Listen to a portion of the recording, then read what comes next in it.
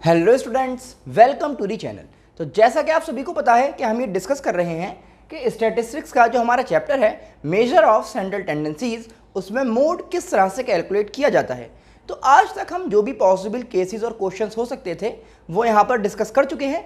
सिर्फ एक पार्ट हमारा बचता है इस चैप्टर का, जो है ग्राफिकल मेथड, या फिर आप कह सकते हैं calculation of mode by using graphical method. आज हम इसको और समझ लेते हैं, फिर हमारा मोड कंप्लीट हो जाएगा। तो चलिए देख लेते हैं कि भाई मोड किस तरह से कैलकुलेट किया जाता है with the help of graphical method. देखिए, स्टार्टिंग वाला जो हमारा फर्स्ट लेक्चर था उसमें हमने आपको ये बताया था कि ग्राफिकल मेथड हम यूज करते हैं कॉन्टिन्यूअस सीरीज में, ठीक है ना। तो जल्दी से चलिए कॉन्टिन्यूअस सीरीज का क्वेश्चन फ्रेम यहां पर कर लेते हैं।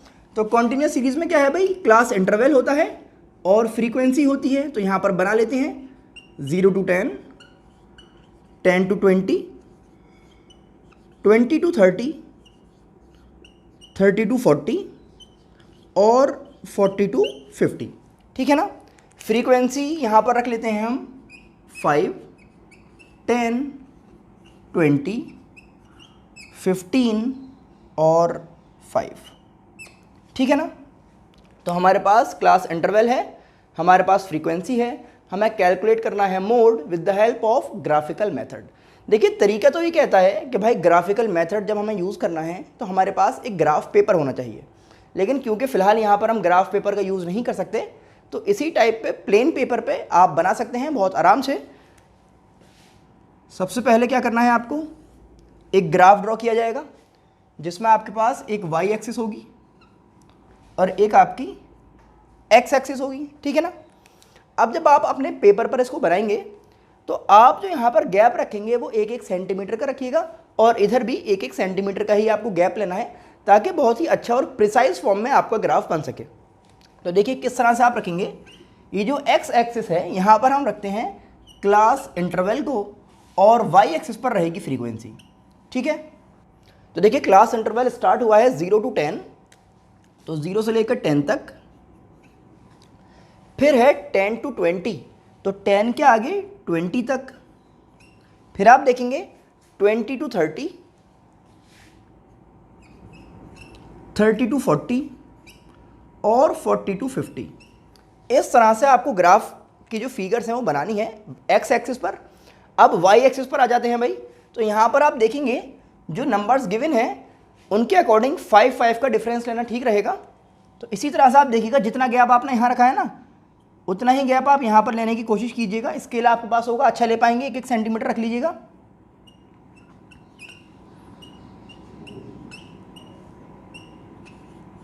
तो ये आ गया भाई।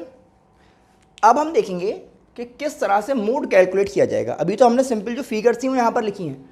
आपने हिस्टोग्राम बनाया होगा क्लास 11th में, और जिन लोगों को हिस्टोग्राम बनाना नहीं आता है उनको क्या करना है, पहले हिस्टोग्राम देखना है। यहाँ पर जो मैं बना रहा हूँ उसको हम हिस्टोग्राम कहेंगे। हिस्टोग्राम के बाद जो नेक्स्ट स्टेप है वो होता है मोड कैलकुलेट करने का। तो चलिए पहले हिस्टोग्राम देख लेते हैं। हिस्टोग्राम बहुत आसान है भाई। 0 to 10 5 फ्रीक्वेंसी है, तो ये कहा जाएगा 0 to 10, ठीक है ना। फ्रीक्वेंसी कितनी है, 5। तो इस तरह से आप एक ग्राफ लाएंगे, ये आपका एक बार बन जाएगा, ठीक है ना। तो इसको हम कहेंगे 0 to 10 फ्रीक्वेंसी 5, ठीक है ना, आसान है। फिर आप देखेंगे 10 to 20 फ्रीक्वेंसी है 10, तो ये हो जाएगा 10 to 20, इसकी फ्रीक्वेंसी है 10।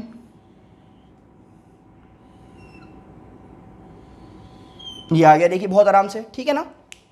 फिर आप देखेंगे 20 to 30, इसकी फ्रीक्वेंसी है 20। तो अब आपको यहां तक का ग्राफ चाहिए, 20 तक।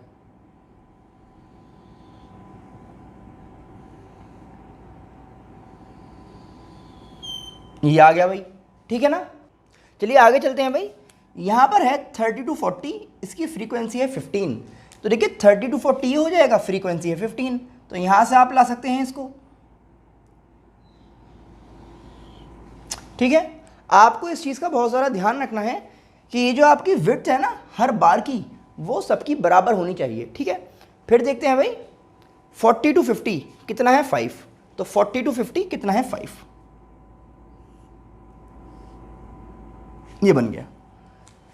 अब ये जो हमारा है इसको हम कहेंगे कि साहब हिस्टोग्राम बन गया है। आपको करना क्या है, हिस्टोग्राम का जो आपका टॉलेस्ट बार आया है वहाँ पे आपको ऑपरेट करना है तभी आपको मोड मिल पाएगा। करना क्या है, देखिए ये जो टॉलेस्ट बार है यहाँ से जो इसका कॉर्नर है यहाँ से लेकर ये जो इसके जस्ट बराबर वाला बार है ना, यहाँ तक आपको एक पॉइंट लेना है और आप एक लाइन यहाँ पर ड्रॉ कर देंगे। तो देखिए इस तरह से एक आपकी लाइन आ गई। फिर आप देखेंगे कि भाई इसका जो दूसरा कॉर्नर है यहाँ पर, इससे यहाँ तक एक आपको लाइन ड्रॉ करनी है। ये लाइन आ गई आपकी। तो एक एक्स यहाँ पर बन जाएगा, एक क्रॉस यहाँ पर मिल जाएगा। यहाँ पर जो इंटरसेक्शन पॉइंट है ना इस क्रॉस का, वहाँ से आपको एक परपेंडिकुलर ड्रॉ करना है एक्स एक्सिस पर। तो चलिए बना लेते हैं।